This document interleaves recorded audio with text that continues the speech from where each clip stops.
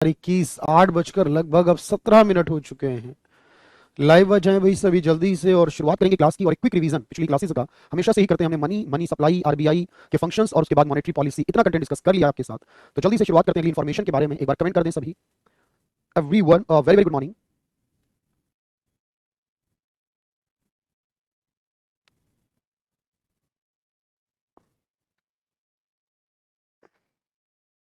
Good morning भाई, live है सभी, जल्दी से एक बार कमेंट करें, आपके कमेंट नहीं पहुंच रहे हैं मुझ तक, एक बार जल्दी से।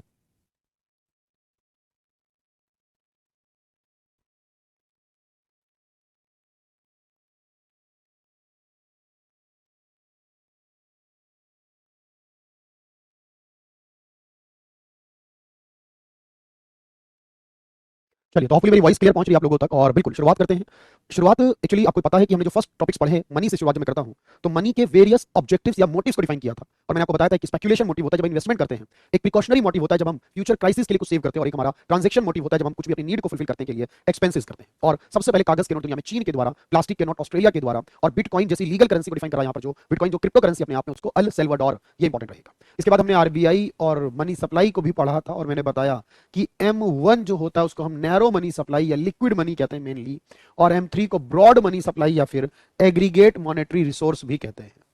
आरबीआई के अंदर आप जानते हैं कि आरबीआई में सबसे लंबे कार्यकाल तक जो गवर्नर रहा उसका नाम बेनिगल रामा राव है। जो पहला भारतीय गवर्नर बना आरबीआई में वो सीडी देशमुख थे, और जो पहले गवर्नर या फाउंडर ऑफ आरबीआई थे वो सर ऑसबॉर्न स्मिथ थे। 4 डिप्टी गवर्नर होते हैं आरबीआई में, और बहुत सारे इंस्टीट्यूट्स हैं आरबीआई के, वो याद करने हैं। आरबीआई का एक फंक्शन है मॉनेटरी पॉलिसी प्रिपेयर करना, मॉनेटरी पॉलिसी बनाना, यानी मनी की सप्लाई और महंगाई को कंट्रोल करने के लिए। और मैंने आपको बताया है कि मॉनेटरी पॉलिसी 2 महीने में बनती है। इसके लिए कमेटी है 6 मेंबर की, जिसमें 3 सरकार, 3 आरबीआई से, और हमेशा आरबीआई गवर्नर चेयरमैन माना जाएगा। 2016 में पहली कमेटी बनी है, और उसके बाद महंगाई को एडजस्ट करते हैं ये सीपीआई, इन्फ्लेशन को कहते हैं जिसे हम लोग, महंगाई का एक स्टेटस होता है सीपीआई के नाम से। उसके बाद मैंने आपको बताया CRR, SLR, repo, reverse repo, bank rate, MSF rate, open market operation कहा मैंने, जब आरबीआई सरकारी सिक्योरिटीज को बेचने और खरीदने का काम करती है उसे ओपन मार्केट ऑपरेशन कहते हैं। जो लोन वैल्यू और जो कोलेट्रल, जब हम कुछ गिरवी रखते हैं उसकी वैल्यू में जो अंतर होता है, जो डिफरेंस होता है, उसे हम मार्जिन रिक्वायरमेंट कहते हैं। और हम क्रेडिट रैशनिंग तब कहते हैं जब हम किसी भी लोन के लिए मैक्सिमम लिमिट लगाकर कहें कि इससे ज्यादा लोन किसी एक सेगमेंट के लिए नहीं दिया जा सकता, वो रैशनिंग कहलाती है। जो मोटिवेशन होता है वो मोरल सुएशन कहलाता है। ये सब कुछ मैंने आपको बताया क्लास में, और इसके घटने बढ़ने से क्या इंपैक्ट होगा वो बताया। और हमेशा 1% ना लिखकर यहाँ बेसिस पॉइंट लिखा जाता है। कितने? 1% का मतलब है 100 बेसिस पॉइंट, आपको याद रखना है। अगर महंगाई को कम करना है तो आपको CRR, SLR, repo, reverse repo, sorry, CRR, SLR, repo, bank rate, MSF rate और रिवर्स रेपो उल्टा चलता है। और अगर यही महंगाई को बढ़ाना हो अगर, तो सीआरआर कम, एसएलआर कम, रेपो कम, बैंक रेट कम, एमएसएफ कम, रिवर्स रेपो लेकिन ज्यादा। तो हमेशा रेपो जिधर चलेगा उसका उल्टा रिवर्स रेपो चलेगा। ये तो आप जानते हैं, रिवर्स का मतलब ही होता है ये। इसके अलावा मैंने बताया एमएसएफ की शुरुआत 2011 में की गई, और ये सिर्फ कमर्शियल बैंकों के लिए, और वो भी इमरजेंसी में 2% का यूज कर सकता है। रेपो और रिवर्स रेपो एलएएफ कहलाता है, 98 में इसकी शुरुआत की गई, दोनों कॉन्सेप्ट के अंदर, वो भी याद रखना है। और उसके अलावा आप जानते हैं कि जितना भी कंटेंट आपको दिया गया वो पूरी तरह से काम का था। लेकिन अब सवाल ये है कि ये सारी जो परसेंटेज है सीआरआर या एसएलआर की, ये हमारे डिपॉजिट का परसेंटेज है। मतलब डिपॉजिट का 3%, डिपॉजिट का 18% आप कह सकते हो। तो ये डिपॉजिट के परसेंटेज हैं जो, तो फिलहाल हम डिपॉजिट जो करते हैं बैंक में वो कितने प्रकार से करते हैं। बैंक में जो डिपॉजिट होते हैं हमारे, हम ज्यादातर जो जानते हैं saving account, current account, FD, RD, लेकिन यहां पर हमें उतना नहीं जानना है, बल्कि उससे ज्यादा जानने की जरूरत है हमें। देखो, मैं आपको बताऊंगा हर एक टाइप ऑफ अकाउंट के बारे में, और कुछ ऐसे हैं जो हम ओपन कराते हैं, और कुछ ऐसे जो ओपन नहीं कराते हम लोग, बल्कि वो उनके नाम दे दिए जाते हैं किसी ना किसी फीचर की वजह से। जैसे आप कहेंगे सर एक नॉर्मल इंडिविजुअल का जो खाता है वो सेविंग खाता है, अगर किसी बिजनेसमैन का खाता है तो वो करंट अकाउंट हो जाता है, अगर हम एक साथ पैसा जमा कर दें कुछ टाइम के लिए तो वो एफडी है, और हर महीने महीने डिपॉजिट करें अकाउंट में तो वो आरडी है। अगर शेयर बाजार के लिए खाता चाहिए तो डीमेट अकाउंट है। अगर मुझे टैक्स बचाने के लिए कोई खाता चाहिए, इनकम ऐसी रखूं जो टैक्स बच जाए, तो PPF, public provident fund account है मेरा। और अगर मैं कहूं 2 साल तक अपने अकाउंट में कोई ट्रांजेक्शन ना करूं, कोई लेन देन ना करूं, 2 साल तक ना जमा करूं ना विड्रॉल करूं, 2 साल हो जाए तो वो डॉर्मेंट हो जाएगा, 10 साल हो जाए तो वो अनक्लेम्ड हो जाएगा। तो ऐसे जो नाम होते हैं ना वो आपको समझने हैं, और आपको बहुत सारे टाइप्स ऑफ अकाउंट में आपको कराऊंगा आज और कल 2 दिन। तो मेरी बात को समझिएगा बिल्कुल ध्यान से। आज थोड़ा सा कमेंट को इशू चल रहा है, आप लोगों के कमेंट मुझ तक नहीं पहुंच रहे, लेकिन मैं उम्मीद करता हूं अगर आज का कोई डाउट होगा तो कल पहले आपका डाउट सॉल्व करूंगा, उसके बाद पढ़ाऊंगा। ठीक है भाई, तो चलिए देखते हैं टाइप्स ऑफ डिपॉजिट या टाइप्स ऑफ अकाउंट आप इन्हें कहेंगे। जो different types of account bank में ओपन होते हैं हम उसकी बात कर रहे हैं। तो टाइप्स ऑफ अकाउंट या टाइप्स ऑफ डिपॉजिट आप इसे कह सकते हो। ठीक है भाई, बात को समझना। तो जब हम डिफरेंट टाइप्स ऑफ अकाउंट की बात करते हैं तो पहला जो अकाउंट आता है अभी अभी मैंने बोला है उसका नाम था डॉर्मेंट। एक्चुअली ये बड़े इंपॉर्टेंट अकाउंट होते हैं, छोटी सी इंफॉर्मेशन होती है एक लाइन में, और इस एक लाइन से ही आप क्वेश्चन को बना दोगे। कैसे, सुनना। अगर आपका कोई भी खाता है, सेविंग खाता है या करंट खाता है, मतलब आप एक नॉर्मल व्यक्ति का है या किसी बिजनेस वाले का है, और उसमें आपको ट्रांजेक्शन करनी होती है, मतलब जमा करते हो, विड्रॉल करते हो, बैंक वाले आपको ब्याज देते हैं, अगर कम है कुछ चार्ज काट लेते हैं, हो सकता है आप किसी तीसरी पार्टी को कुछ पे कर देते हो, कोई तीसरी पार्टी आपको कुछ दे देती है अकाउंट में, तो अल्टीमेट ये सब कुछ साल भर चलता रहता है कंप्लीटली। लेकिन आप अपने अकाउंट में लगातार 2 साल ऐसे हो जाएं जब आप ना जमा करो, ना विड्रॉल करो, ना आप किसी के अकाउंट में पैसा भेजो, ना कोई आपके अकाउंट में पैसा भेजे, बैंक जो ब्याज देता है या चार्ज काटता है वो ट्रांजैक्शन में यहां नहीं माना जाएगा। भाई अकाउंट जब तक चलेगा बैंक तो काम करेगा, लेकिन आप कर रहे हो या नहीं कर रहे हो, या थर्ड पार्टी कर रही है या नहीं कर रही है, वो इंपॉर्टेंट है। तो अगर हम, सिंपल सा सवाल ये है, अगर कोई भी व्यक्ति अपने खाते में लगातार 2 साल तक 24 महीने तक कोई ट्रांजेक्शन ना करे तो उसके अकाउंट को फिर हम इनएक्टिव कर देते हैं बैंक वाले, यानी इनऑपरेटिव कर देते हैं, तो उसी को डॉर्मेंट कहा जाता है। इसके बाद अगर आप दोबारा चाहते हैं इसी अकाउंट को चलाना तो आप बैंक जाएं और आप इस इनएक्टिव या इनऑपरेटिव वाले अकाउंट को दोबारा से डॉक्यूमेंट वगैरह जमा करके अपने फिर आप इसको एक्टिव करा सकते हैं, रीजन बताकर अपना। लेकिन कोई एक्स्ट्रा चार्ज इस बात का नहीं लगेगा कि आपने एक्टिव कराया। हाँ, अगर आपने कोई कमी रह गई थी, कोई चार्ज आपका कोई बैलेंस बाकी था तो वो देना पड़ जाएगा, वो अलग इश्यू हो सकता है। तो आपने कहा सर अगर यही सवाल बस पूछेगा एग्जाम में कि अगर कोई भी अकाउंट है तो यदि इफ नो ट्रांजेक्शन, आप अपने अकाउंट में कोई लेन देन नहीं करते अप टू 24 मंथ्स, क्योंकि ज्यादातर मंथ्स में दिया जाता है, या फिर आप इसी को 2 इयर्स भी कह सकते हो, तो डिपेंड करेगा एग्जाम में क्या दिया गया। अप टू 24 मंथ्स या 2 इयर्स। तो मैंने आपको बताया इस सिचुएशन में जो अकाउंट होगा, अकाउंट बिकम, तो क्या हो जाएगा, अकाउंट क्या बन जाएगा, बिकम इनएक्टिव या इनऑपरेटिव। मैंने आपसे कहा इनएक्टिव हो जाएगा या फिर इनऑपरेटिव आप कहेंगे, जिसे जो ऑपरेशन में नहीं रहेगा, एक्टिव नहीं रहेगा, इनऑपरेटिव या इनएक्टिव। और जब भी ऐसा होगा तो उसी अकाउंट को हमने क्या नाम देना है, that is called dormant account. बात पूरी तरह क्लियर है। पहला अकाउंट आसान है, मैंने कहा इजी भी आएंगे, टफ भी आएंगे, छोटे भी आएंगे, बड़े भी आएंगे, लेकिन कॉन्सेप्ट पूरी तरह क्लियर होना चाहिए। तो अकाउंट को दोबारा से भी एक्टिव कराया जा सकता है, नो डाउट, याद रखना। हिंदी और इंग्लिश में देखो यही चलेगा, नाम यही चलेगा, कहानी आप लिख सकते हो 24 महीने तक कोई लेन देन ना करने पर। अच्छा, अगला सवाल होता है, एक अकाउंट होता है जिसका नाम है अनक्लेम्ड अकाउंट। अब ये क्या होता है, अनक्लेम्ड अकाउंट का क्या मतलब होता है शॉर्ट में। आपने कहा 2 साल के बाद डॉर्मेंट होगा, लेकिन 2 साल के बाद फिर 3 भी हो गए, फिर 5 और फिर 10 हो गए, और 10 साल तक भी आपने कोई लेन देन नहीं किया, मतलब छोड़ ही दिया है 10 साल उसे। तो 10 साल के बाद बैंक वालों को क्या करना होता है, हर बैंक खाते अकाउंट को, कि ऐसे अकाउंट जो 10 साल से एक्टिव नहीं है हमारे, उनकी एक रिपोर्ट बनाई जाती है और वो पूरी रिपोर्ट आरबीआई को दे दी जाती है। और विद बैलेंस उनके खातों में अगर कुछ बैलेंस है, 1000, 2000, लाख, 2 लाख, कुछ भी हो, वो सारा बैलेंस भी बैंक को किसे देना पड़ेगा, आरबीआई को। और आरबीआई इस तरीके से जितना अनक्लेम्ड का पैसा है वो सारा रिकवर करके एक फंड बनाता है, और फिर उस पैसे का इस्तेमाल क्या करे, क्योंकि जिसका पैसा था वो तो 10 साल से लेने भी नहीं गया बैंक अपने पैसे को, तो बैंक वाले क्या करते हैं, फिर आरबीआई उस पैसे का क्या करता है कि एक depositor education and awareness fund, जो लोगों को जागरूक करने के लिए टीवी पर, न्यूज़पेपर, मैगजीन में जो एडवर्टाइज करता है, उसमें जो पैसा खर्च होता है वो वही पैसा है जो हमारा बैंक खाते का पैसा यूज नहीं है। और ये कितना है एक्चुअल में, हमारे देश में करीब करीब 1.5 करोड़ से ज्यादा ऐसे खाते हैं। 1.5 करोड़, हमें लगता है बहुत हो गए, अरे देश की आबादी को भी तो देखना जरूरी है, जो लोगों ने अपने अनक्लेम्ड कर दिए हैं और किसी के खाते में 1, 2, 4 हजार रुपए पड़े हुए एवरेजली, तो आप कहेंगे ये कितना पैसा बन जाता है, करीब करीब 5,000 करोड़ के लगभग।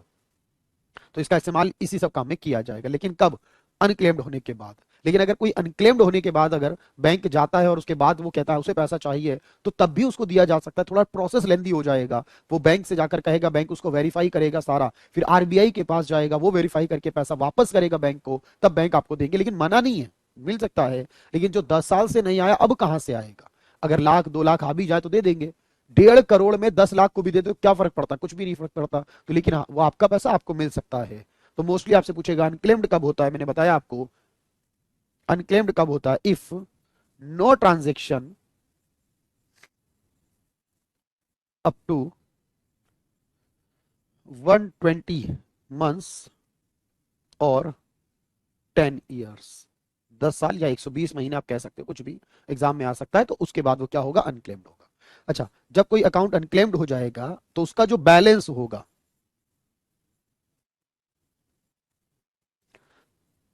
ये क्या करा मैंने, transfer by bank to RBI. तो ये सारा का सारा पैसा आरबीआई के पास जाएगा उस खाते से निकाल कर, और आरबीआई क्या करेगा उस पैसे का, आरबीआई क्रिएट ए डीईएएफ। ये कई बार आता है एग्जाम में, इसकी फुल फॉर्म क्या है, डीईएएफ की फुल फॉर्म क्या है, क्रिएट ए डीईएफ यानी depositor education and awareness fund. तो इसका पैसा इसमें चला जाएगा डिपोजिटर एजुकेशन और अवेयरनेस फंड के अंदर, लोगों को जागरूक करने के लिए इस पैसे का इस्तेमाल होगा। तो यही तीन बातें बहुत इंपॉर्टेंट है, दो बातें, एक तो ये कि अनक्लेम्ड अकाउंट कब होता है, 10 साल में, और दूसरा कि डीईएएफ क्या होता है, depositor education and awareness fund होता है। बात पूरी तरह से समझ आ गई होगी यहां तक, दोनों जानकारी है। डन कर लो इसे, 1 मिनट दे रहा हूं आपको, कमेंट तो नहीं आ रहे आज आपके मेरे पास, लेकिन फिर भी मैं आपको एक टाइम दे रहा हूं, 1 मिनट का, आप इसे डन कर लो।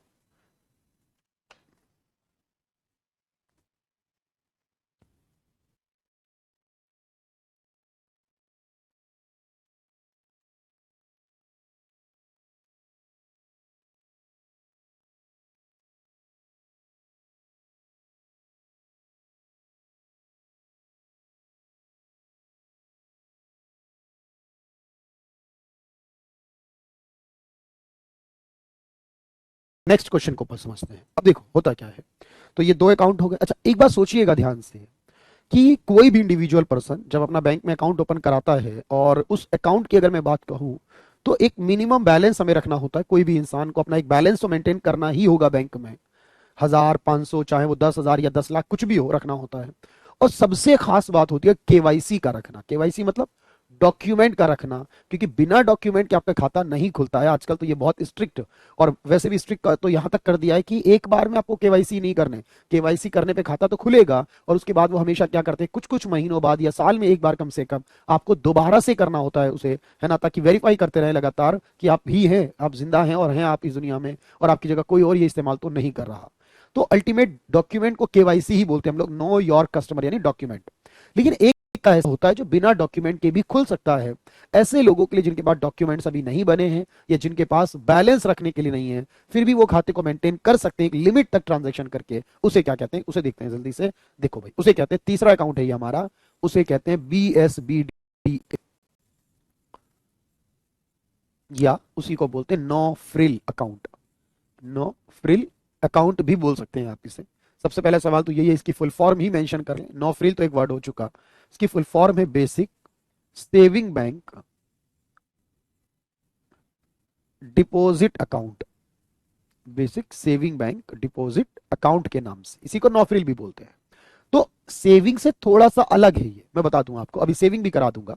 तो सबसे पहली इंफॉर्मेशन ये है इस खाते में कि एक तो ये विदाउट यानी केवाईसी, केवाईसी का मतलब डॉक्यूमेंट जो होते हैं आपके, तो यहां पर डॉक्यूमेंट की नीड नहीं होती, डॉक्यूमेंट रिलैक्सेशन रहती है। रिलैक्सेशन का मतलब नीड नहीं है इस बात की, आप बिना डॉक्यूमेंट के भी ये वाला खाता चला सकते हो। दूसरी बात, इसमें आपको जीरो बैलेंस पे मेंटेन कर सकते हो आप चाहो तो, मतलब जरूरी नहीं कि खाते में पैसा ही रखना होगा, नहीं रखा तो चार्ज लगेगा, ऐसा इसमें नहीं है। जीरो बैलेंस पर भी आप इस खाते को मेंटेन कर सकते हो, पर मेंटेन कर सकते हो। ओके। अच्छा, तीसरी बात यह है, ये खाता अगर आप खुलवा किसी बैंक में, हो सकता है सरकारी प्राइवेट विदेशी किसी में भी, बट इस खाते के अंदर पैसा रख रहे हैं अगर आप लोग, तो आपको मैक्सिमम बैलेंस जो होगा वो कितना रख सकते हैं, वो मैक्सिमम बैलेंस 50,000 रुपए होगा। कोई भी व्यक्ति इस अपने खाते में 50,000 के ऊपर बैलेंस नहीं कर पाओगे मैक्स। अब ये शर्त क्यों है, क्योंकि बिना डॉक्यूमेंट का, डॉक्यूमेंट इसलिए लाए ना लोग, चोरी ना करें, भागे नहीं, खाते बनाए। लेकिन अगर हम डॉक्यूमेंट के बिना पैसा सब कुछ रखने की इजाजत दे तो हर इंसान यही खाता खुलवा लेता फिर तो। इसलिए इसमें कहा कि अधिकार है बैंकिंग का, लेकिन एक लिमिट तक, और वो है 50,000 बैलेंस।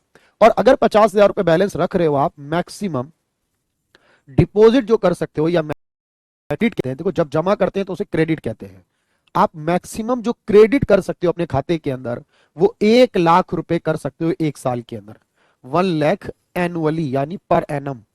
1 लाख रुपए से ज्यादा अपने खाते में क्रेडिट नहीं करा सकते। क्रेडिट का मतलब क्या होता है सुनना। जैसे मान लो आपके खाते में अभी शुरुआत की आपने 10-10 हजार करके जमा किए, 50 हजार हो गए, तो 50 हजार जमा हो गए, क्रेडिट हो गए 50 हजार रुपए। फिर आपने इसमें से 8 हजार रुपए विड्रॉल कर लिए और 5 हजार उसके बाद फिर कभी जमा कर दिए, तो बैलेंस तो 50 से ऊपर नहीं गया। 8 निकाले 42 में 5 करे 47, 47, लेकिन आपका क्रेडिट हो गया 55। यानी जितनी बार आप जमा करोगे वो सब जोड़ जोड़ के अगर 1 लाख भी पहुंच गया साल का क्रेडिट, फिर भी जमा नहीं कर सकते। या तो बैलेंस 50 हजार से ऊपर है तो जमा नहीं कर सकते, साल का क्रेडिट 1 लाख की ट्रांजेक्शन दिखा रहा है तो भी जमा नहीं कर सकते। और 1 महीने में आप यहां पर एटीएम से निकालो या बैंक से निकालो, मैक्सिमम विड्रॉल जो कर सकते हो, यानी कि विड्रॉल करने को बोलते हैं डेबिट करना, पैसा निकालना डेबिट करना, तो आप 1 महीने में 10 हजार रुपए 1 महीने में या 4 बार 1 महीने में ही पैसा निकाल सकते हो। 1 महीने में 4 बार से ज्यादा या 10 हजार से ज्यादा निकाल भी नहीं सकते। 1 महीने में निकालने की रूल है, जमा करने का 1 साल का है और बैलेंस 50 हजार के नियम से है। तो ये सारी सिचुएशन को लेकर चलना होगा, तब जाकर आप इस वाले बैंक खाते को यूज कर पाओगे, वरना इसे यूज नहीं कर सकते। और ये 1 साल वैलिड रखते हैं आप। 1 साल बाद बैंक कहता है डॉक्यूमेंट बनवाकर इसे नॉर्मल सेविंग की तरह ही बना दीजिए, अदरवाइज जब तक नॉर्मल सेविंग नहीं होगा तब तक ये सिचुएशन लगी रहेगी। बाकी इसमें पैसा रहेगा तो ऑब्वियस ब्याज भी मिलेगा, वो तो आपको मिलेगा ही, ब्याज जो आपका बनता है वो सब कुछ रूल रहेंगे इसके अंदर। लेकिन खास बात यह है बैलेंस इसका 50 हजार और ये बिना डॉक्यूमेंट वाला होगा। तो चलिए इन 5 लाइन को नोट कर लीजिए एक बार जल्दी से। BSBDA, नो फ्रिल भी कहते हैं। फ्रिल मतलब बाधा, मुश्किल। तो ऐसा खाता में कोई मुश्किल नहीं है आपको, यानी जो मुश्किल थी बिना डॉक्यूमेंट वालों की वो समाप्त हो गई। तो ये भी एक बैंक खाता है। डिपॉजिट या क्रेडिट कहते हैं, विड्रॉल को ही डेबिट कहते हैं। 10 हजार रुपए महीने में या 4 बार महीने में निकाल सकते हो। अच्छा, पहले मैं वो कुछ खास अकाउंट पढ़ा रहा हूं आपको जो काम आएंगे बार बार, ये बार बार काम आएंगे एग्जाम में, खास अकाउंट है ये आपके कुछ। अच्छा, इसके बाद देखिएगा ध्यान से। तो ये तो BSBD हो गया है, बेसिक सेविंग हो गया। अच्छा, एक खाता और होता है जिसे हम बोलते हैं PPF अकाउंट के नाम से। देखो ध्यान से सुनना, अगर मैं ये कहूं कि आपको एक ऐसा बैंक अकाउंट चाहिए जिसमें आप पैसा रखें तो उस पैसे पर टैक्स नहीं लगे, इनकम टैक्स ना लगे। हर इंसान जो महीने भर में साल भर में कमाता है, अगर किसी की इनकम 5 लाख के ऊपर आती है आज के दौर में तो उस पर इनकम टैक्स लगता है, लेकिन उसको टैक्स बचाने के तरीके भी पता है, आप जानते हो बिल्कुल। तो जब वो टैक्स बचाने की बात करेगा तो टैक्स बचाने के लिए क्या करना होगा, उसके पास जो रूल है मैंने जिसे समझाता हूं मैं आपको। लाइफ इंश्योरेंस करा लेना टैक्स बचाने का एक तरीका है। हेल्थ इंश्योरेंस कराना टैक्स बचाने का एक तरीका है। जैसे NSC एक सर्टिफिकेट होता है, आप जानते हो, नेशनल सेविंग सर्टिफिकेट, वो करना, वो भी टैक्स बचाने का तरीका है। जैसे एक KVP होता है, किसान विकास पत्र इन्वेस्टमेंट, उसमें भी करते हैं पर उससे टैक्स नहीं बचता है, वो टैक्स बचाने में शामिल नहीं होता है। जैसे म्यूचुअल फंड ले लेना, जो आजकल टीवी पे बहुत एडवर्टाइज आता है कि म्यूचुअल फंड सही है, तो टैक्स बचाने के तरीके में आता है। ऐसे ही एक तरीका होता है बैंक में PPF अकाउंट के बारे में। अब उसमें क्या जानकारी है वो भी समझ लो। तो बिना डॉक्यूमेंट वाला समझ आ गया है, अब टैक्स बचाने वाला समझते हैं। निकल लिया होगा आप लोगों ने, इसे देखते हैं भाई। इसका नाम क्या, चौथा अकाउंट है आज का हमारा, PPF कहते हैं इसे, यानी कि पब्लिक प्रोविडेंट फंड अकाउंट कहते हैं। पब्लिक प्रोविडेंट फंड, ये एक अकाउंट है। ये जो अकाउंट है PPF के नाम से, एक्चुअली आपको ये बात समझनी है इसके अंदर कि अगर किसी को टैक्स बेनिफिट लेना हो, सबसे खास बात क्या है कि ये बेनिफिट हमें क्या देता है, टैक्स बेनिफिट देता है ये अंडर सेक्शन 80C। देखो, जैसे हमारे संविधान में आर्टिकल हैं, जैसे हमारे कानूनों में सेक्शन होते हैं, है ना। तो 80 और C, एक सेक्शन का नाम है 80C of income tax act 1961, जो इनकम टैक्स एक्ट 1961 का कानून है, उसके 80C नाम के सेक्शन में ये बात लिखी है कि PPF खाता जो होगा उसमें आपका टैक्स बचेगा। तो ये PPF टैक्स बेनिफिट देता है। अच्छा, ये जो टैक्स बेनिफिट देता है हमें PPF नाम का अकाउंट, आपको याद करना है कि इसे कोई भी ओपन करा सकता है, एनी वन, ओनली इंडियन होना चाहिए, ओनली इंडियंस। मेजर हो या माइनर हो इससे फर्क नहीं पड़ता है, ओनली इंडियंस। सिर्फ कौन ये खाता खुलवाएगा, ओनली इंडियन। मेजर या माइनर हो कोई फर्क नहीं, 18 साल से बड़ा हो या 18 साल से छोटा हो, नो डाउट, बस वो इंडियन होना चाहिए। डॉक्यूमेंट अच्छे होने चाहिए। अच्छे का मतलब डॉक्यूमेंट में आधार कार्ड तो चल ही रहा है आजकल, लेकिन पैन कार्ड भी जरूरी है। अगर आप बच्चे का भी करवा रहे तो पैन कार्ड बनवा दीजिए पहले, फिर करवाइए। और ये मत सोचना कि 18 साल से कम वालों का पैन कार्ड नहीं होता, होता है। वो सिचुएशन होती है उसके अंदर, वो भी पॉसिबल है, नो डाउट इस बात में। तो आपने कहा डॉक्यूमेंट तो चाहिए, केवाईसी यानी डॉक्यूमेंट, और वो भी किसका साथ में? पैन कार्ड का होना बेहद जरूरी है। बिना पैन कार्ड के नहीं होना चाहिए। Permanent account number with pan card, क्योंकि ये टैक्स का मामला है और टैक्स के मामले में पैन कार्ड जरूरी है हर हाल में। तो ये भी जरूरी है इसके अंदर। अच्छा, अब खाता खुल जाएगा इसके बाद, तो इस खाते में आपको फिर जमा करना होगा, और कम से कम कितना करना होगा? मिनिमम जो डिपॉजिट करना होगा हर साल कम से कम 500 रुपए। हर साल कम से कम कितने करने होंगे? 500 रुपए करने होंगे हर साल। खुलवा लीजिए अपना खाता चाहो तो, लेकिन मेरी बात को सुनना। और मैक्सिमम कितने कर सकते हो? मैक्सिमम जो कर सकते हो साल के, वो 1.5 लाख रुपए तक कर सकते हो, या फिर साल में 1.5 लाख रुपए तक, या फिर साल में 12 बार कर सकते हो। एक साल में 12 बार या फिर 1.5 लाख तक। मान लो कोई 10-10 हजार करके 12 बार यानी 1,20,000 कर दे, तो उस साल वो 13वीं बार तो नहीं कर पाएगा। 12 बार या फिर 1.5 लाख रुपए, चाहे वो एक साथ रख दो 1.5 लाख, कोई बात नहीं। 1.5 लाख रुपए या 12 बार जमा करेगा। इस पर उसे क्या होगा? इंटरेस्ट मिलेगा। ऑब्वियस है भाई, इंटरेस्ट तो लगभग सभी तरह के अकाउंट में आपको मिलता ही है भाई। पैसा रखोगे तो ब्याज भी। और वैसे आप जानते हो सर, जो ब्याज होता है वो हर 3-3 महीने बाद बदल सकता है। देखो, मैं ये नहीं कह रहा हूं बदलता ही है, मैं कह रहा हूं बदल सकता है। बदल सकता है का मतलब 3 महीने बाद जो आपका इंटरेस्ट होता है ना, ब्याज होता है, उसका रिव्यू किया जाता है। और जो रिव्यू किया जाएगा आप जानते हो, तो उसमें हो सकता है कि उस ब्याज को बदला जाए, और हो सकता है कि वो सेम भी रखा जाए।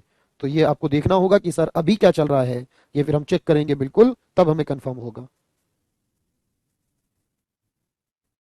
चलिए, तो अभी अक्टूबर नवंबर दिसंबर जो चल रहा है हमारा, दैट इज 7.1%। अभी कितना चल रहा है? 7.1% चल रहा है। ठीक है।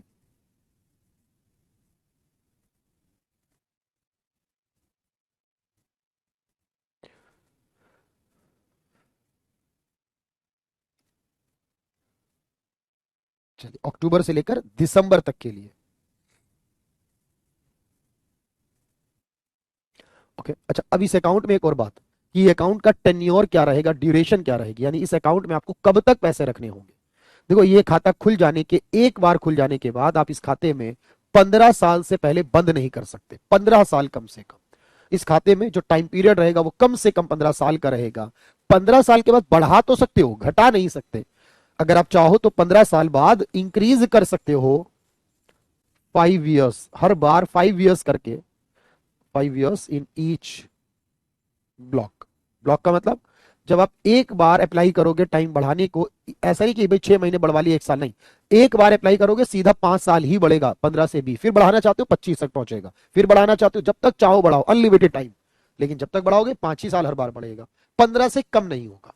अच्छा, अब पैसे की जरूरत आ गई, 15 से पहले तो क्या करेंगे? अच्छा, जो जमा करेंगे उसका मैंने बताया टैक्स आपका बचेगा, टैक्स के लिए रखा है। तो सॉरी, जितना भी आप जमा करोगे वो भी, एंड जो आपको इंटरेस्ट मिलेगा, ये सब कुछ जो आपको समय कंप्लीट होने के बाद पैसा मिलेगा वो भी, और जो आपने जमा करा था वो भी, सारा का सारा पैसा टैक्स फ्री होगा। याद रखना, बाद में भी टैक्स नहीं लगेगा, पहले भी नहीं लगेगा, बाद में भी नहीं लगेगा। अच्छा, अगर इसमें जरूरत पड़ गई पैसे में, तो फिर क्या करेंगे? अगर समय से पहले जरूरत पड़ गई पैसा निकालने की, तो ध्यान से समझना, आप कम से कम 6 साल बाद, अगर खाता खुले हुए 6 साल हो गए, तो 6 साल बाद आपके पास ऑप्शन ये मिलेगा, आप 50% पैसा निकाल सकते हो। ये ऑप्शन आएगा एक बार 6 साल बाद, वो भी कितना पैसा निकाल सकते हो? 50% डेबिट कर सकते हो, बस आधा ही निकाल सकते हो अगर जरूरत है तो, वरना वो भी नहीं। और अगर इससे पहले जरूरत पड़ गई, तो 3 से लेकर 6 साल के बीच में अगर जरूरत पड़ गई, तो आप क्या करोगे? 6 साल के बाद पड़ी तो चलो आधा पैसा निकाल लोगे, 15 के बाद तो पूरा ही निकाल सकते हो, लेकिन उससे पहले जरूरत पड़ी तो क्या करोगे? 3 से लेकर 6 साल के बीच में अगर जरूरत पड़ी, तो 25% लोन मिलेगा। जितना आपके खाते में पैसा है उसके बदले में आपको वो 25% पैसा देंगे, वो भी एज ए लोन। तो आपके खाते में जो पैसा, उसके बदले 25% का लोन आपको दे देंगे, जो आपको वापस करना है विद इंटरेस्ट के साथ। लेकिन आपका विड्रॉल तो 6 साल बाद से ही शुरू होगा। और अगर 3 से पहले पड़ गई जरूरत, तो उसका कोई कानून नहीं है इसके अंदर। अब सोचिए, अगर आप इसमें पैसा रखेंगे तो बस एक ही बात ये है कि 15 साल आप सोच के चलिए कि विड्रॉल नहीं कर सकेंगे 15 साल तक। ये समझ लीजिए, ये सोच लीजिए इसके बारे में। तो आप जैसे चाहे वैसे कर लीजिए। तो ये बड़ा जबरदस्त खाता है और आपके फ्यूचर में काम आएगा। जैसी आपकी इनकम शुरू होगी, आपको इस खाते की जरूरत पड़ेगी अपने फ्यूचर के लिए, और आपको फ्यूचर में नजर आएगा कि भाई अपने बच्चों के लिए। तो मोस्टली लोग यही करते हैं कि बच्चों के लिए इसका इस्तेमाल शुरू करते हैं। जब तक भाई आप जमा करेंगे 15 साल बाद, और फिर चाहे तो 20 करा ले, 25 करा ले, तो ये एक बड़ा अमाउंट बनता चला जाता है, इंटरेस्ट पे इंटरेस्ट बनता जाता है, और सारा फ्यूचर में जितना आएगा वो सारा टैक्स फ्री ही आएगा, तब भी टैक्स नहीं लगेगा मेच्योरिटी पर भी। इसका ये मतलब है। तो है ना जबरदस्त अकाउंट। तो होपफुली आप ये बात समझ रहे होगे मेरी। तो ये अभी के लिए चल रहा है। ब्याज मैंने बोला है आपसे, सर जो ब्याज चल रहा है ये साल का ही होता है, लेकिन अभी है ये अक्टूबर टू दिसंबर 2021। हो सकता है दिसंबर के बाद जनवरी में, मैंने क्या बोला है आपसे, 3 महीने का होता है ये, जनवरी में हो सकता है ये आगे पीछे कर दें, तो फिर आपको अपडेट करना होगा। ठीक है, चलो डन कर लो। 1 मिनट का टाइम दे रहा हूं, लिख लो आराम से, 60 सेकंड है आपके पास। ठीक है,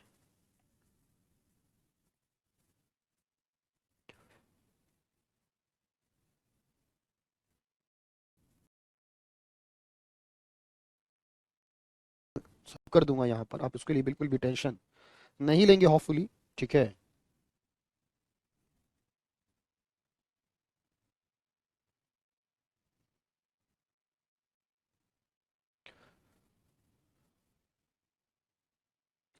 चलिए अब देखते हैं नेक्स्ट अकाउंट क्या है। अगला जो अकाउंट है हमारे पास इस पीपीएफ के बाद, चौथा था ये, पांचवा देखते हैं हम लोग। वैसे तो बहुत सारे करने हैं, लेकिन मैंने आपसे कहा कुछ अच्छे अकाउंट हैं, बाकी तो एक एक लाइन वाले भी आएंगे।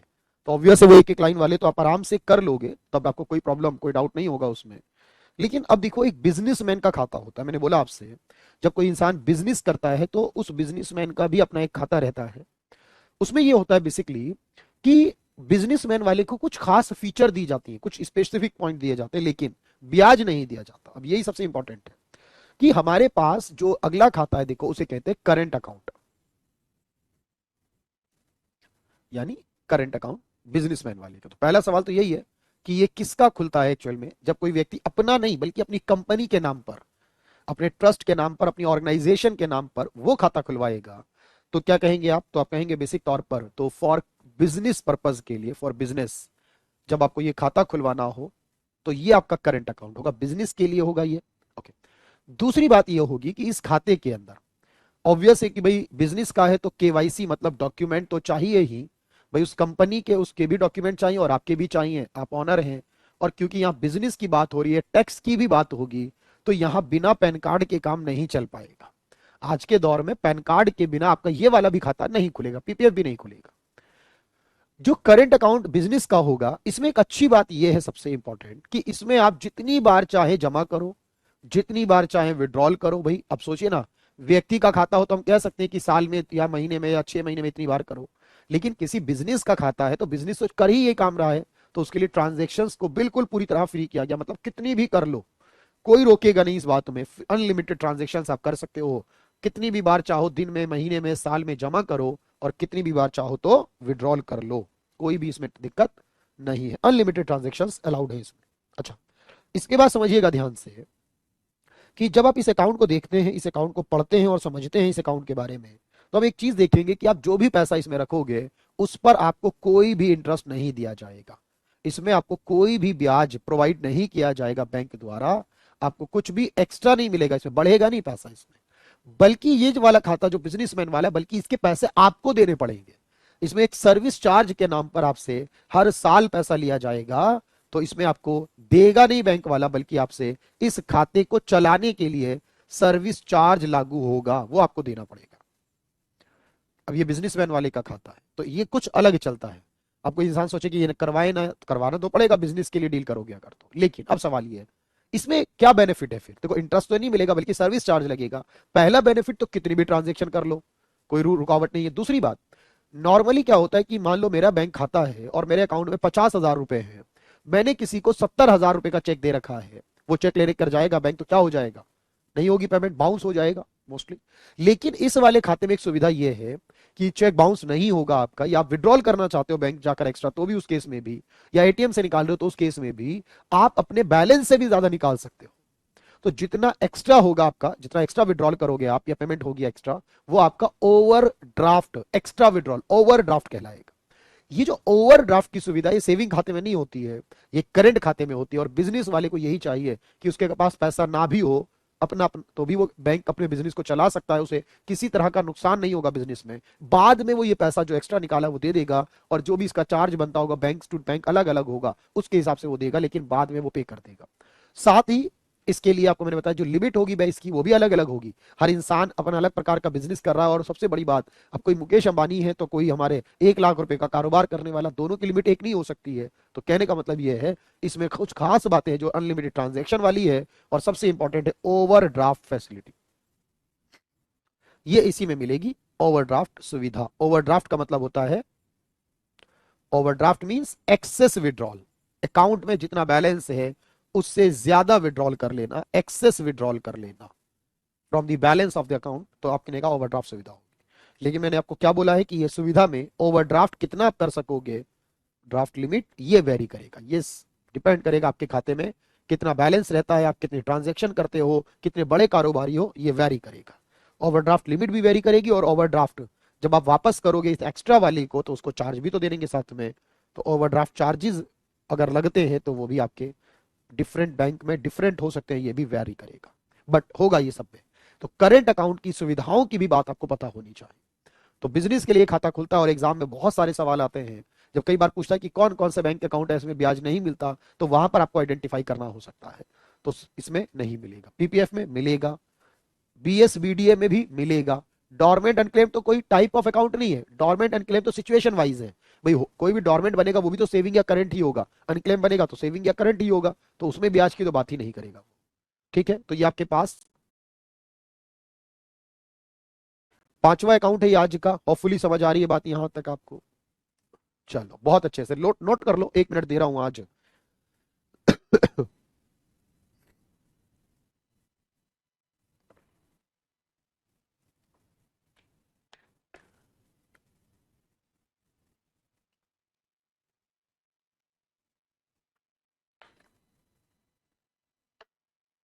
चलो भाई, बिल्कुल बिल्कुल।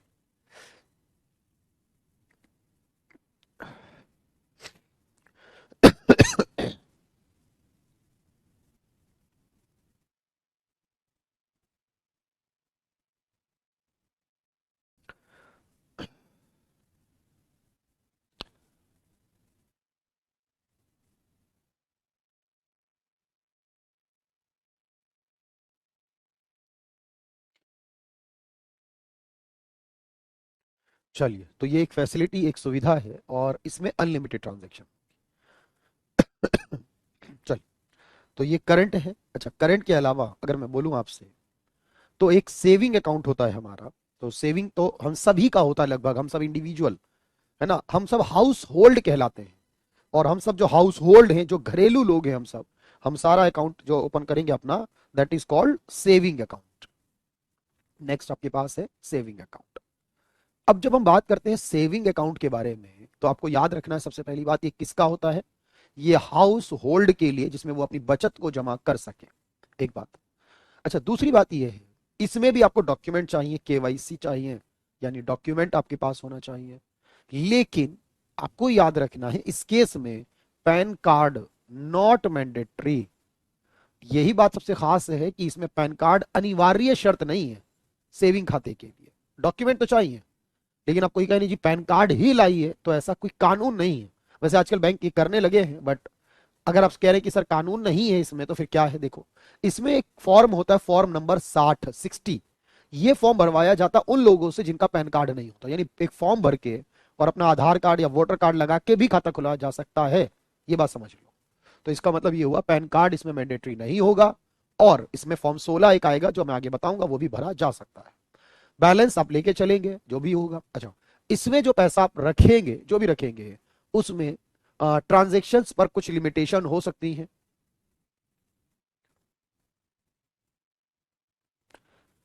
ये भी डिपेंड करता है बैंक्स टू बैंक, लेकिन पॉसिबिलिटी है ये हो सकता है। करंट में कंफर्म है कि नहीं हो सकता। जैसे मैं आपको बताऊं, आपने एसबीआई में अगर खाता खुलवाया है, तो एसबीआई में ये कहा जाता है कि अगर आपने महीने में 4 बार पैसा ब्रांच आके निकाला, तो पांचवी बार आओगे अगर सेविंग खाते के लिए तो आपको 150 प्लस जीएसटी, और आप जानते हैं बैंकिंग सेवाएं जो होती है उनका कितना कितना जीएसटी रहता है, तो 18% रहता है। तो आपको 150 प्लस 18% यानी 177 तक पहुंचेगी कहानी। इतना देकर फिर आप ट्रांजेक्शन करिए। बैंक ऑफ बड़ौदा में ये रूल है कि आप 6 महीने में 100 बार विड्रॉल कर सकते हो, 100 बार। उसके बाद करा तो चार्ज लगेगा। ये क्या है, अपने अपनी लिमिटेशन है, कोई ये नहीं पूछेगा क्या है रूल, बस यहाँ लिमिटेशन है इसके अंदर एक। ठीक, ये बैंक टू बैंक अलग अलग है। अच्छा, इसमें आपको इंटरेस्ट भी मिलेगा, इंटरेस्ट भी प्रोवाइड करेंगे बैंक, पर ये इंटरेस्ट जो होगा ये अलग अलग होता है। आपने देखा होगा कोई बैंक 3 दे रहा है, कोई 3.5 दे रहा है, कोई 4 दे रहा है, कोई 4.5 दे रहा है, कुछ भी हो रहा है, ये इंटरेस्ट। इसका मतलब जो इंटरेस्ट है वो कौन तय कर रहा, आरबीआई कर रहा होता तो सबका एक होना चाहिए था। मतलब यह है कि आरबीआई जो है वो इंटरेस्ट को तय नहीं कर रहा है इसके अंदर। आपने ये बात सीखनी समझनी और याद रखनी है सर, कि जो इंटरेस्ट है हमारे पास वो इंडिविजुअल बैंक डिसाइड कर रहे हैं भाई। इंडिविजुअल बैंक बोर्ड, इंडिविजुअल जो बैंक है उसका जो बोर्ड है वो खुद तय करेगा। बात समझ में यहां तक आ रही होगी, इसलिए 3 4 ज्यादातर यही नजर आएगा आपको। अच्छा, जो इंटरेस्ट होगा वो डेली के बैलेंस पे मेंटेन होता है। मतलब आपको जैसे आज का बैलेंस आपका जो है उस पर एक दिन का ब्याज बनना चाहिए, कल जो है उस पर एक दिन का ब्याज, परसों जो उस पर एक दिन का ब्याज, घटेगा बढ़ेगा ब्याज जुड़ेगा, लेकिन मिलेगा रोज नहीं। रोज एंट्री नहीं करेगा आपके खाते में ब्याज की, एंट्री करेगा 3 महीने में एक बार। तो इंटरेस्ट कैलकुलेट तो डेली के आधार पे होगा।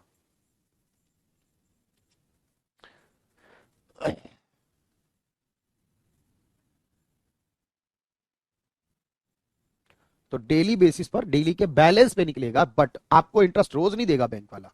तो इंटरेस्ट आपको प्रोवाइड किया जाएगा, यानी आपके खाते में कंपाउंडेड होगा, क्योंकि इंटरेस्ट पे इंटरेस्ट मिलेगा लेकिन इंटरेस्ट पहले आ तो जाए खाते में। पेबल और कंपाउंडेड होगा क्वार्टरली, यानी 3 3 महीने के बाद आपका जो भी ब्याज बना होगा 3 महीनों में बैलेंस पे वो आपको दे दिया जाएगा, आपके अकाउंट में आ जाएगा। अब आप उसे निकालो या अकाउंट में छोड़ दो, आपको पता। अब उसके आगे से फिर इंटरेस्ट लगेगा तो वो बैलेंस में आ गया आपका, उस बैलेंस पे भी लगेगा आपका। तो जो आपका है और जो आपको इंटरेस्ट मिला वो सब पर लगेगा। अच्छा, ये इंटरेस्ट जो होगा आपका, अगर इंटरेस्ट आपका साल का 10,000 रुपए तक आता है, अगर साल का ब्याज एक साल में आपका जो भी खाता बैंक में चल रहा है उसमें आपको टोटल 10,000 का ब्याज मिला, एक साल का ब्याज सारे खातों में। अब ये मत कहना मेरे एक खाता एसबीआई में सेविंग का और एक पीएनबी में भी है, दोनों का मिला के बोल रहा हूं। फिर मैं जितने सेविंग खाते हैं उन सब का मिला के एक व्यक्ति के जो है उनको अगर वो साल के 10,000 रुपए तक मिल रहा है ब्याज, तो वो आपका टैक्स फ्री होगा। अगर 10,000 रुपए इससे ज्यादा आ रहा है तो 10,000 छोड़कर ऊपर वाले पे टैक्स लगेगा। इसे कहेंगे अंडर सेक्शन 80 TTA, ये कानून का नंबर है। इसमें लिखा है कौन से टैक्स में, इनकम टैक्स एक्ट 1961 के कानून में। इनकम टैक्स एक्ट 1961 वाला जो कानून है उसमें ये बात मेंशन है कि 10,000 तक का जो ब्याज अगर साल का मिल रहा है आपको तो उस पर टैक्स नहीं लेगी सरकार। तो इस तरीके से आपका खाता चलेगा और आपको एक बैलेंस रखना होता है बैंक में। और अगर आपने वो बैलेंस नहीं रखा तो जो टैक्स लगता है और चार्ज लगता है आपका। तो सेविंग खाते में कहा जाता है बैलेंस हमेशा रख के चलिए। कुछ बैंकों में क्या होता है, मंथली बैलेंस रखना होता है, और कुछ बैंकों में क्वार्टरली, दोनों रूल चल सकते हैं। प्राइवेट वाले ज्यादातर मंथली देखते हैं, अगर आपने वो बैलेंस नहीं रखा तो फिर आपको चार्ज भरना पड़ सकता है। तो इसे कहते हैं मंथली एवरेज बैलेंस, और इसे कहते हैं क्वार्टरली एवरेज बैलेंस। तो इस तरह से आप चाहो तो इसे मैनेज कर लोगे। होपफुली बात समझ पाए मेरी। तो आपने कहा क्वार्टरली भी होगा और मंथली भी होगा, ये कोई भी हो सकता है, पर हाँ रखना पड़ेगा। नहीं रखने पर ही तो जुर्माना चार्ज लगेगा आपका, ये आपको सीखना था। तो एक तो ये सेविंग खाता बड़ा जबरदस्त है, इंपॉर्टेंट है एग्जाम के लिए, याद रखें। और इसके बाद फिर आगे क्यों चलेंगे जब हम, तो और भी जानकारी को समझेंगे।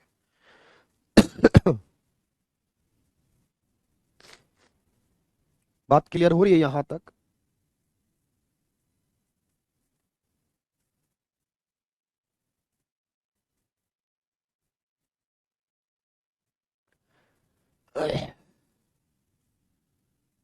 क्लियर है यहां तक भाई, सभी को समझ आ रही है बात?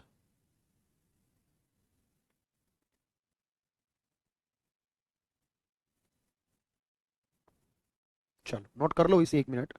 एक और अकाउंट आज पढ़ाऊंगा आपको, और लगभग आपके ये 7-8 हाथ जो हो जाएंगे, उसके बाद नेक्स्ट जो बचेंगे ना, वो एक एक दो दो लाइन के होंगे। मतलब अल्टीमेट ये समझो कि इन्हीं अकाउंट से मिलाकर हम कुछ नए अकाउंट बना लेंगे, तो वो अगली क्लास में सारे, यानी कल वो क्लियर हो जाएंगे फिर होपफुली। तो एक और पढ़ाऊंगा और देखते हैं उस अकाउंट के बारे में क्या क्या इंफॉर्मेशन है। सेविंग में ब्याज मिलेगा, करंट में नहीं मिलेगा। पीपीएफ में टैक्स बचेगा, बीएसबीडीए बिना डॉक्यूमेंट का होगा, यही बोला है मैंने आपसे। और जो आपका डॉर्मेंट है वो 2 साल के बाद, अनक्लेम्ड है वो 10 साल के बाद होगा।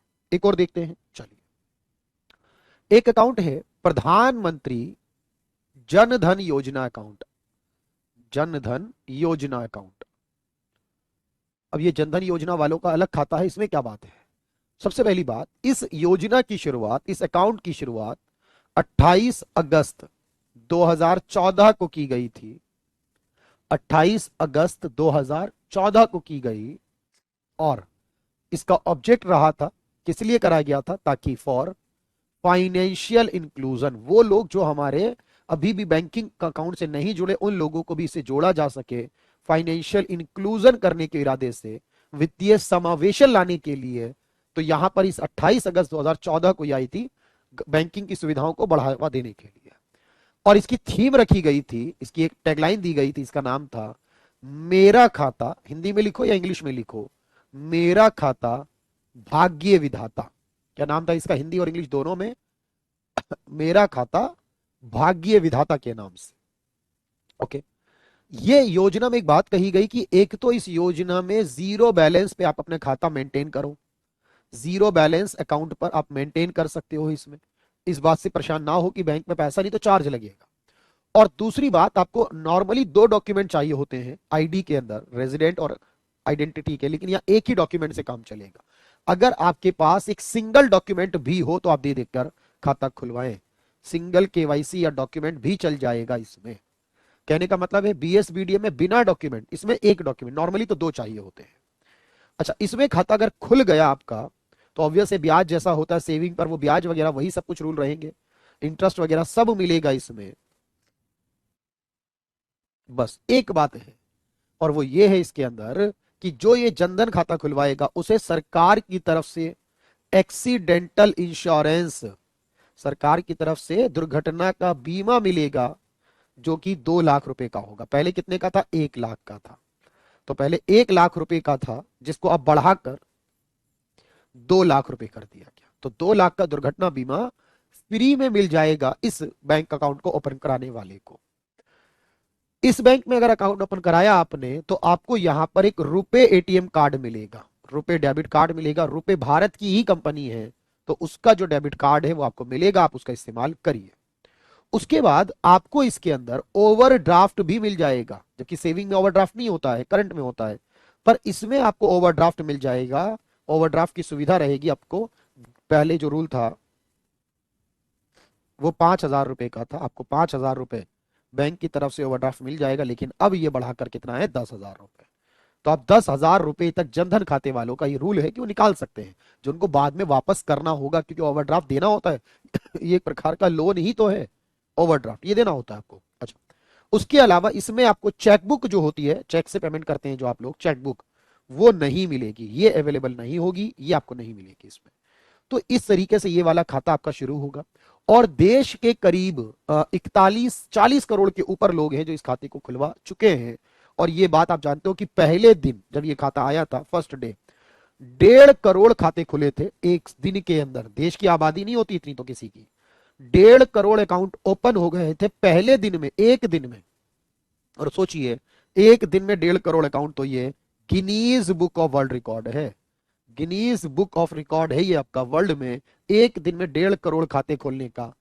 और अभी मैंने कहा 40 करोड़ के ऊपर, करीब 43-44 करोड़ बताया जा रहा है इस समय जनधन खाते वाले हो चुके हैं, और उनको ये सारी सुविधाएं मिलती हैं। तो आप कहेंगे सर ये भी बेस्ट है, लेकिन ये सिर्फ उनके लिए फायदे होंगे जो गरीब होंगे क्योंकि जो गरीब नहीं होगा, जो अपनी लिमिट से ज्यादा कमाता होगा, तो उस केस में ये सुविधाएं अपने आप खत्म हो जाएंगी। ठीक है, ये भी याद रखना, इसलिए गरीबों के बेनिफिट के लिए लाया गया। तो चलिए, ये थे कुछ बेहतरीन अकाउंट, और कल मैं इस अकाउंट की बात जानकारी जो है वो पूरी कर दूंगा आपको। और फिर उसके बाद और भी लोन वगैरह के बारे में भी बता दूंगा थोड़ा सा। तो बैंक से जुड़ी संबंधित जितनी बातें होंगी वो चलती रहेंगी, वो इंपॉर्टेंट है, जबरदस्त है, खास है, इंपॉर्टेंट आपके लिए तो हमेशा से रहती ही है। तो चलिए ये सब याद रखिएगा, आज के लिए इतना काफ़ी है और इससे आगे की बात हम जल्दी से करेंगे। चलिए नेक्स्ट टाइम कल मुलाकात करते हैं, और कल अपने डाउट पूछ लीजिए क्योंकि आज तो कमेंट नहीं मिले आपके मुझे। Thank you everyone, thank you so much. पर क्लास अर्ली ये बात मैं देख चुका था। Thank you so much.